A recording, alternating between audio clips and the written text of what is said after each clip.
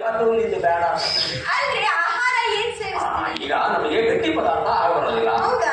ಈ ತೆಳ್ಳಿಗೆ ಅಳಕ್ನಂಗೆ ಬಾಯಿಗೆ ಹಾಕಿದ ತಕ್ಷಣ ಗಂಟಾಗಿ ಸರಿಸಾಗಿಡೋದು. ಇದು ಪಾಯಸ, ಶಾವಿಗೆ ಪಾಯಸ, ಇಲ್ಲ ಗಸಗಸೆ ಪಾಯಸ. ಶಾವಿಗೆ ಪಾಯಸ, ಶಾವಿಗೆ ಪಾಯಸ ನಂಗ್ ಮಾಡಕ್ ಬರಲ್ಲ. ಬರೇನಿಲ್ಲ, ನಾನೇ ಕೊಡ್ತೀನಿ. ಹೌದಾ?